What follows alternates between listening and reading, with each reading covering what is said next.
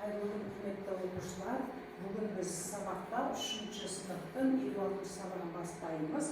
Бүгінгі біздің сабағымыздың тақырыбы тіктөртбұрыш пен шаршының ауданын табу. Жақсы балалар, олай болса қазір біз бірден топтарға бөлініп алайық.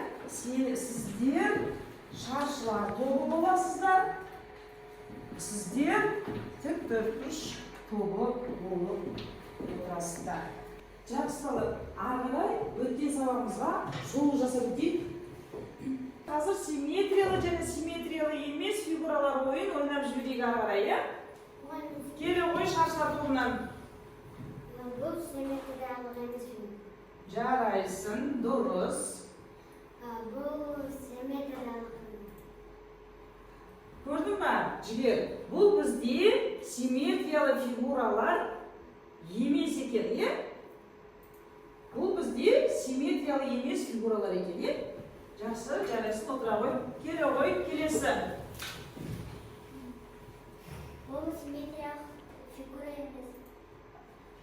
Тамаша. Бұл симметриялық фигура. Жарайсың, отыра ғой. Келе ғой, достым. Бұл симметриялық фигура. Тамаша. Бұл симметриялық.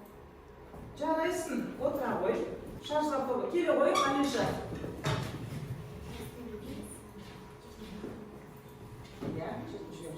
Симметриялық фигура.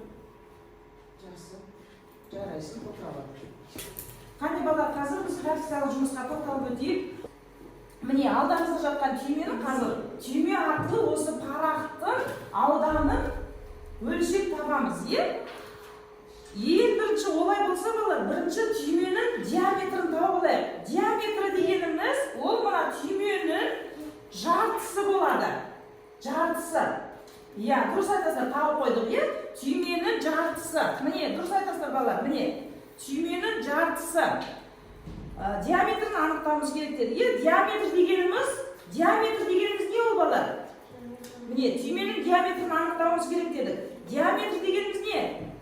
Диаметр дегеніміз түймені қақ ортасынан бөлетін сызық. Міне, қақ ортасынан бөлетін сызық. Сонда мына жердегі бөліктің ұзындығын біз 1 сантиметр деп аламыз. Бөліктің ұзындығын 1 сантиметр деп аламыз. Енді мына жерде парақтың ұзындығын өлшеп табайық.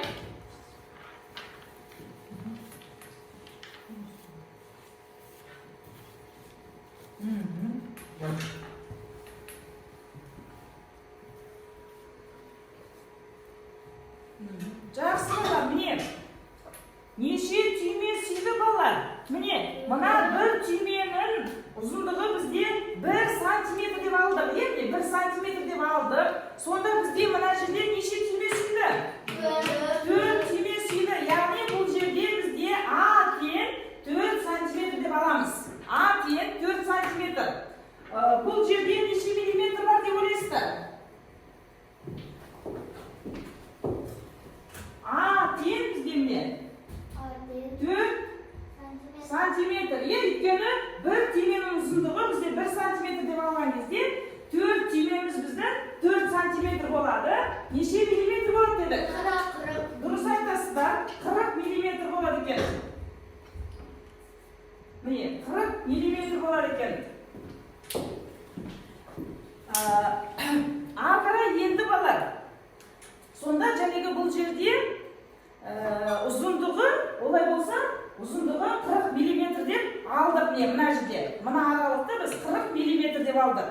Енді ені бойынша қарастыратын болсақ, бұл жерде балалар, бұл жерде ені бойынша қарастыратын болсақ, бұл жерде 2 түйме толық сыйып тұр, және бір түйме қалайдан сыйып тұр балалар? Жартылай сыйып тұр, бұл жерде. Сонда бұл жерде 2,5 сантиметр деп аламыз. 2,5 сантиметрді білдірер екен, бұл жерде. Ені бізде 2,5 сантиметр. Бұл жерде бізде 2,5 сантиметріміз неше болады деп тұр? 25 миллиметр дейді. 25 миллиметрді білдіреді екен. Енді балалар, парақшаның, яғни ауданын анықтауға болады. Осылайша міне, парақшаның ауданын анықтауға болады екен. Ауданды анықтайтын формула балалар. Не істейміз? Ауданды анықтайтын формула бізде не істейміз? S-тен ұзындығын, яғни еніне не істей саламыз балалар? Ұзындығын еніне көбейте салады екенсіздер. Емне? S-тен 40 миллиметрді көбейтеміз 25. Нешеге тең болады балалар? 5 жеті төрттің. Қанша болды? 100 квадрат миллиметр болады. Бүгін балалар, бүгін біз 4 бұрышпен шаршының ауданын табуды ары қарай жалғастырамыз. Енді балалар қараңыздаршы, мына жерден ненің суретін көріп тұрмыз? Бәйтерек, дұрыс айтасыздар. Бәйтерек қай қалада орналасқан екен? Астана қаласында, дұрыс айтасыздар. Бүгін сендерді сәулет өнерінің бірі Астана қаласына көріп беріп тұрған Бәйтерек монументі арқылы бағалайтын боламын. Бәйтерек монументі арқылы бағалайтын боламыз. Дискрипторға байланысты әр ұяшықтарға қанатша қою арқылы біз бәйтеректің үстіне шығатын боламыз. Тікбұрышпен шаршының ауданын табу, бұл жерде мен тікбұрыш, үшбұрыш, шаршы, төртбұрыш ауданның формуласы балар не? S-тен А мен бұның көбейтіндісін 2-ге бөле салар екенбіз. Шығарып алу және осыны қолдана білуіміз керек екен сабақтан. Шаршы және төртбұрыш ауданның формуласы балар не? А мен бұның көбейтіндісін 2-ге бөліп, осы формуланы қолданып, ары-қарата есептер шығаратын боламыз. Енді балалар, осы аптаның дәйек сөзі әділдік және жауапкершілік болғандықтан, міне, басқалар үшін маңызды тапсырмаларды орындаудың қажеттілігі мен маңыздылығын түсініп, бастаған ісін соңына дейін жеткізу. Жасанды интеллект әдісін тақтада қане? Қарап өтейік.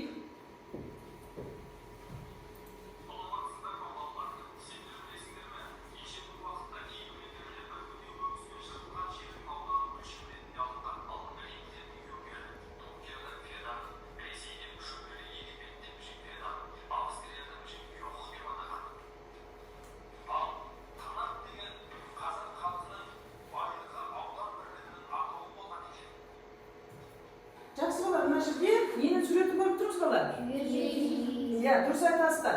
Киіз үй бұл ата-бабамыздың баспанасы. Сәулет өнерінің биік шыңы. Сіздерге мен қазақ үй арқылы міне 2 топқа тапсырма беремін. Қазақ үй атына жабысқан тапсырмаларды орындайсыздар. Сіздерге бір тапсырма, міне сіздерге шаңырақ. Қайту дайын болды, келі ғой, енді Uzunluğu 7 cm, eni 6 cm, perimetre 36 cm, alanı 42 cm.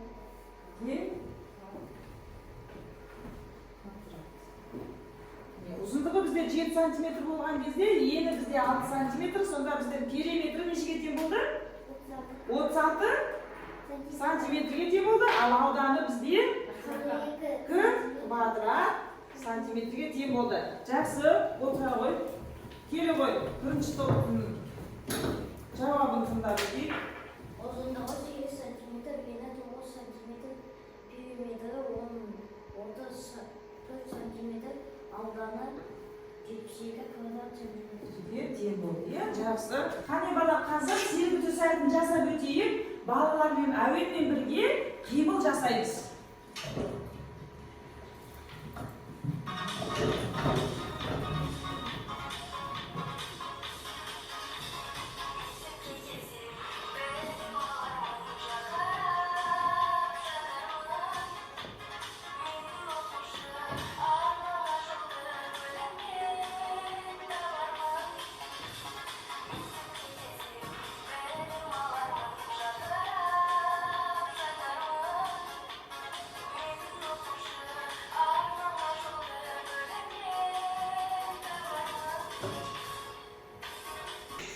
Жақсы балалар, келесі міне мынандай тапсырмалар орындап жіберейік қазір бірінші топқа.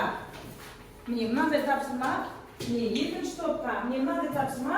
Бұл жерде сіздер фигуралардың қабырғаларын өлшеп, периметрін табасыздар, ауданын табасыздар, және боялған бөліктің ауданын табасыздар. Қане жақсы балалар, болды орындап болса қай топ дайын болды? Келе ғой.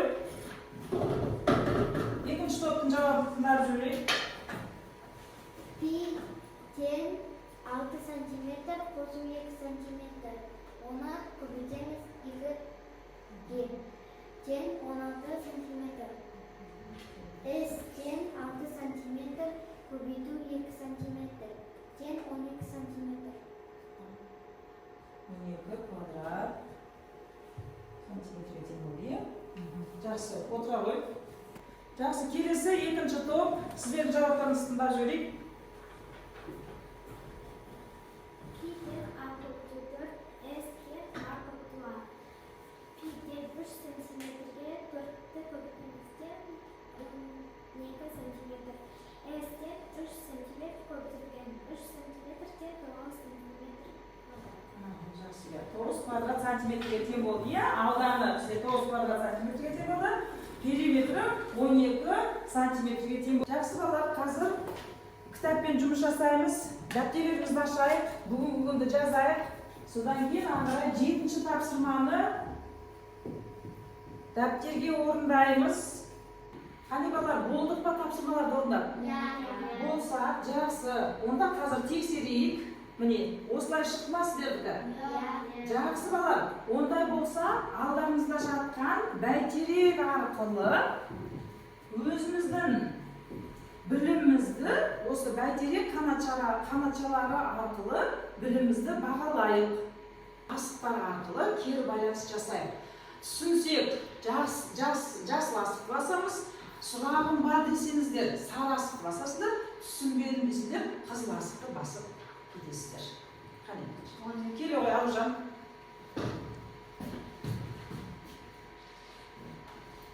Келесі үй тапсырмасын жазып ала қояйық. Күнделіктерімізді ашып, үй тапсырмасын жазып алыңыздар. Үйге 6-ші теңдеу 38-ші беттегі. Сау болыңыздар балалар.